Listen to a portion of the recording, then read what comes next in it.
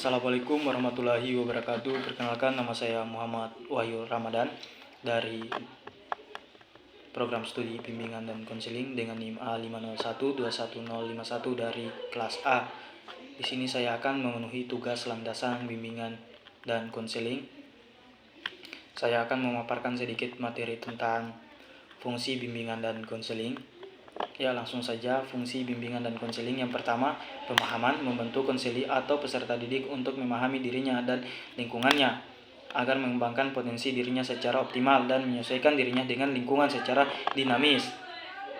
Yang kedua, fungsi preventif atau pencegahan, yaitu dengan upaya konselor untuk senantiasa mengantisipasi berbagai masalah yang mungkin terjadi dan berupaya untuk mencegahnya secara tidak dialami oleh konseli atau peserta didik. Teknik yang dapat digunakan adalah pelayanan orientasi, informasi, dan bimbingan kelompok. Yang ketiga, fungsi pengembangan, yaitu berupaya untuk menciptakan lingkungan belajar yang kondusif, yaitu memfasilitasi perkembangan konseli atau peserta didik. Dengan begitu, konselor dapat bekerja sama, merencanakan dan melaksanakan program bimbingan secara sistematis dan berkesinambungan dengan upaya membantu konseli atau peserta didik untuk mencapai tugas-tugas perkembangannya. Teknik bimbingan yang dapat digunakan adalah pelayanan informasi, tutorial, diskusi kelompok, atau curah pendapat. Yang keempat, fungsi penyembuhan. Fungsi ini juga bersifat kuratif.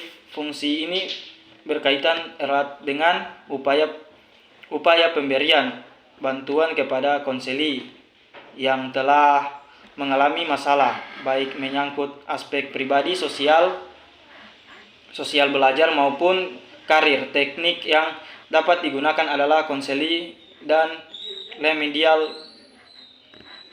Yang kelima, fungsi penyaluran dapat membantu konseli atau peserta didik memilih kegiatan ekstrakurikuler, jurusan atau program studi, dan memantapkan penguasaan karir atau jabatan yang sesuai dengan minat bakat, keahlian, dan ciri-ciri kepribadian lainnya. Dalam melaksanakan fungsi ini, konselor perlu bekerja sama dengan pendidikan lainnya di dalam maupun di luar lembaga pendidikan. Yang keenam, fungsi adaptasi. Fungsi adaptasi membantu para pelaksanaan pendidikan, kepala sekolah, staf, konselor, dan guru untuk menyesuaikan program pendidikan terhadap latar belakang pendidikan, minat, kemampuan, dan kebutuhan emosional. Yang ketujuh, fungsi penyesuaian, membantu konseli atau peserta didik agar dapat menyesuaikan dirinya dengan diri dan lingkungannya secara dinamis dan konsultatif. Yang kedelapan, fungsi perbaikan. Fungsi perbaikan membantu konseli atau peserta didik sehingga dapat memperbaiki karirnya dalam berpikir, berperasaan, dengan bertindak, dengan melaksanakan intervensi terhadap konseli supaya memiliki pola berpikir yang sehat, rasional, dan memiliki proses yang tepat sehingga dapat mengantarkan mereka kepada tindakan atau kehendak yang produktif dan normatif. Yang kesembilan, fungsi fasilitasi, memberikan kemudahan kepada konseli atau peserta didik dalam mencapai pertumbuhan dan perkembangan yang optimal, serasi, selaras, dan seimbang seluruh aspek dalam diri seorang konseli atau peserta didik.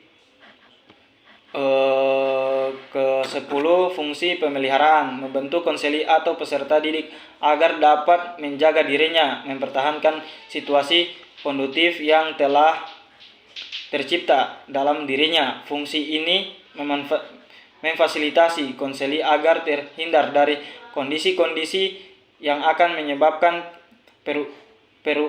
penurunan produktif dirinya.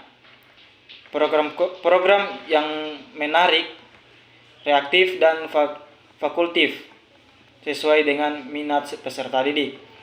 Sekian yang dapat saya sampaikan, lebih dan kurangnya saya mohon maaf.